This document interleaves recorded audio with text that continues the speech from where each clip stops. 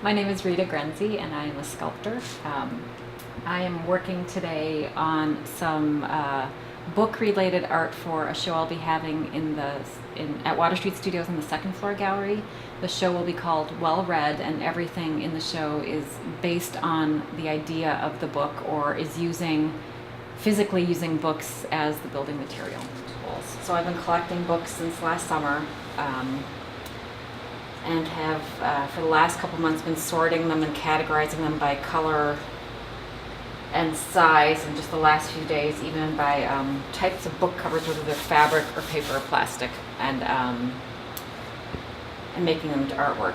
This piece is called The Fire Inside. It's going to be 9 panels, 9 of these MDF board panels mounted on the wall, showing the book covers only, not showing the interior of the book. Mostly it's a play off of the idea of that of censorship. So if you look at them, they're all of the book titles have been burned off. You can't tell what the name of the book is. Also the idea that inside the book the content is what could be combustible, or could be the part that people are upset about, not the way it looks, but what it contains conceptually. What I want to have, these are the bottom 6 panels. There are 3 more up top. The hottest colors are going to be in the center, and then the cooler, darker colors are on the outside to kind of frame it. That, the idea of the fire inside, all of the fires in the center, that there's a real glow, a visual glow to the piece. When you see it from afar, it'll be like a color study, lots of hot in the middle. And as you get closer to it, you'll see the burned off parts. And maybe get a look at some of the covers and see the age of them, so you see that some are older and some are newer. I'm working on my second of 3 pieces, 3 new pieces for my show in the second floor gallery. The show is called Well Read. This piece will consist of 8 panels that will go on the wall. Each one is 2 feet wide by 4 feet high. So the piece will be 16 feet long and 4 feet high. And the books are transitioning from black cover, flat, to lighter covers all the way to white, and then open, and then the pages are leaving the books. So it'll be a really dimensional piece. So right now I'm finishing folding the last stack of white books, and then I have to start putting it all together tomorrow or the next day, lay it all out, make a better transition, and then start building the paper parts, the 3-dimensional paper parts. I've been working on this for about a week. The folding doesn't actually take that long. You can only do it for so long because it's a little bit repetitive, which I kind of like, but it gets to be a little tedious once in a while. But look what you get. I mean, that beautiful volume, it's just, there's nothing like it. The black books start flat, and they'll be more sparse. It won't be this dense. I mean, this is just kind of in progress, helping with the gradation. Most of the black books are flat, but you see some of them have a little bit of volume because I've taken just a few pages and folded in, just so that they don't shut anymore, so that the lid starts opening. So you get this idea of it all lifting out, almost like they're like a wave, like they're kind of waving up and open. Well, I'm trying to decide if I'm going to tie the books or not. I was thinking about adding the string, kind of like you would tie a string around your finger to remember something, because these are the books that have been discarded. It's kind of like, I'm thinking about the books I've lent out to people and they've never come back. So, they start out as a book and they take a life of their own, they go on. So I don't know if I want to kind of tie them, to symbolize that idea of something you're trying to remember, and sometimes you just can't. You need to reread the physical book. And also, quite just logistically, with some of the books, when I folded them, even though the same number of pages, they're supposed to be a gradation, 50 books in one book will fold differently than 50 books in another, depending on the weight of the paper and all of that, and the way the binding hits. So it also helped to keep some of them more contained, like down at that end a little bit, which would help me mount it so that they don't lose their shape when they're on the wall. So I'm going to experiment with tying the string on before I start attaching them to the boards. I think the only way to do it is to tie all of them, and then I have to figure out if I have to cut them off or not. So there's no other way to do it. I can't just visualize it. I have to just do it. So.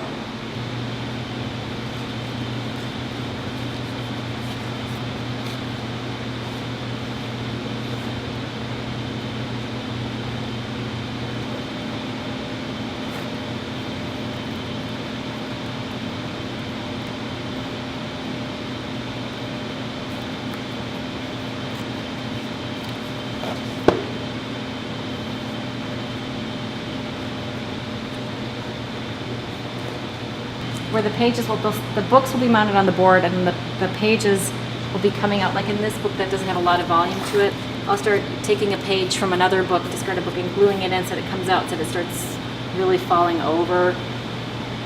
And that's what will fill, at least this last panel. This one will still have some, start here somewhere and kind of fill that up. So the ideas are, in my mind, the ideas are contained in the books start opening, they start sharing them, they take on a life of their own. They just leave the book completely, they leave the page, and they just become conceptual, because it's only fragments of ideas that you remember. No one ever remembers the story verbatim. You remember the point. There's like that idea moment when you read a book, when you kind of get it or you don't. So,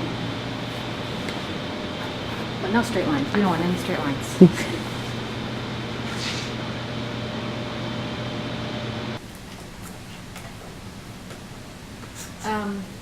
This comes up like this, and then the part that's attached to the back of the board comes the other way, and they distribute the weight evenly. They can hold about 60 pounds, 100 pounds each.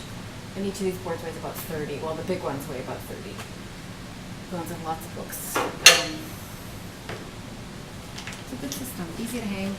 These are really great because they have these little levels in them. Just slide them up when you're done. Can you put up his leg? Or you want to walk through leg? Tell them the experience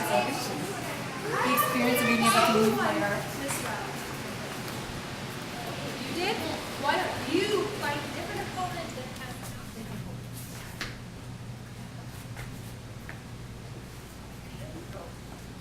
Okay, I got it.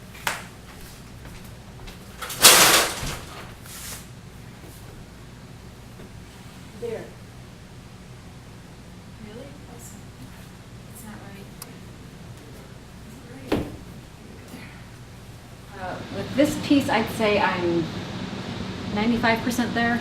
I like the scale of it. I actually wish it were bigger, believe it or not. I wish I had more space to spread out. And I do wish that I'd gone floor to ceiling, but there's only so much I can do with the space that I have to work and the time allotment I have, and considering that this piece will only be up for a couple weeks. So it is what it is. I think I will be extending today. One of the things I want to do is extend some of these parts where the pages are coming out of the books, just add more, so you get this feeling not only that it's progressing from dark to light, but that it's really not just kind of tumbling up, but kind of whooshing out of the books more, give it more drama on this end. I need to add some drama to it. I feel like I've worked so hard on it, and it's had so much drama for me that I want it to reflect that. There's some really beautiful passages, but it just needs more. Well, the red piece is also, I would say, 80% finished, and unfortunately, you can't finish something that's an installation until you put it on site. So the red piece, the fire inside, my son and I were burning books together last night to get the ashes, and I felt really strongly that they had to be actual book ashes that are used in it.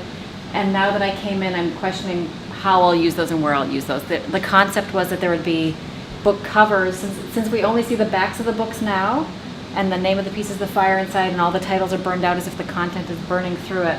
What I wanted to have on the floor were just the book covers open with just ashes, that the content has already burned through the inside. There's nothing left inside, just the ashes.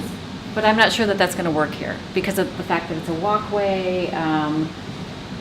I just have to, bring things in one at a time and work on it.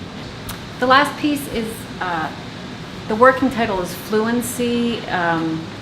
And it's about fluency. It's about the capability to read something, but also to really grasp the concept and make it your own. Not just understand the words, but really get the idea behind it. So I'm using a large library table that also has ink stains on it. They're kind of running down one side. They're directional, and it has books that are like on a bookshelf with bookends on the bottom shelf below it, and then mounted coming out of the drawer, and on the top of the table are all these books that have been opened up, and they're open to an aqua blue ink blot, and each one has an ink blot. And the idea is that, like with psychology, the way you understand something isn't always the same. Even if you grasp the concept completely, it's still open for interpretation. So I'm still kind of trying to figure out how I'm going to engage this library table with the ink blots with the wall. I feel like it needs a vertical element because it's this huge mound. It really has a nice presence to it, but it needs to also have more direction. So I think what I'm going to do is make some of those ink blots into something kind of like a butterfly specimen, put them in shadow boxes, and mount those on the wall to kind of help direct the eye down and out. kind of the way information flows in and out through you in other ways too. I say this looking at a blank wall. I'm done. The show is up. I just have to put the tags on, and I can go see my family again. Good work. Reconnect with the rest of my life. So.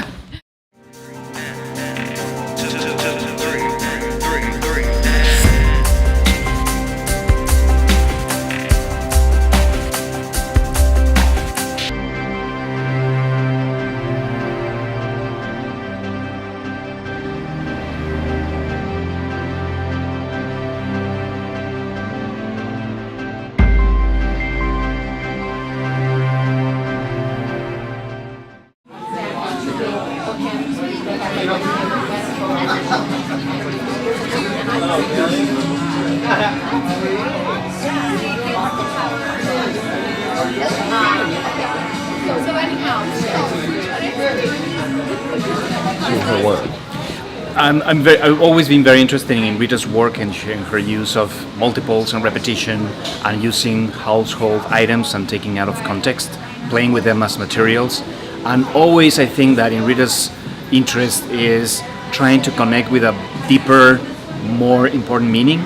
So I think the issue here is how she is playing with word knowledge, the subconscious, information, literacy, even censorship, how she's trying to connect with all these meanings by using the playfulness of the book shape itself, and how she's opening all that different layers of meaning. So I think that's one of Rita's attempts. And I think in this particular sense there's a really important amount of success. Is that even in the case of many of the artists that she admires that do repeat pieces, that assembling pieces that are made of common items like cups or straw or toothpicks, she's trying to take those repetitions to a deeper level of meaning. It's not only a formal exercise. She has all this deep background that points maybe at political, literary, or even psychological issues. So I think that's something that points in the direction of her own inquiry. And she is trying to find a balance between the formal aspect of repeating and working with the materials in a very hands-on process, but at the same time, she cannot abandon trying to pursue a deeper meaning. Like some artists would eventually either take one route or the other, and she's trying to reconcile both by exploring the material and at the same time trying to dig a deeper meaning, a very human, deeper aspect of art. I think it's really good, and I'm happy I helped on burning the books. burning the books. You helped her. Yeah, I helped toss them in. Yes, Okay. I think it's really good. What about you guys? Yeah, I think it's great. I really like it. They're all very exotic and different. I wish I came with. They're all very cool. They have a neat story behind them. Awesome. Okay.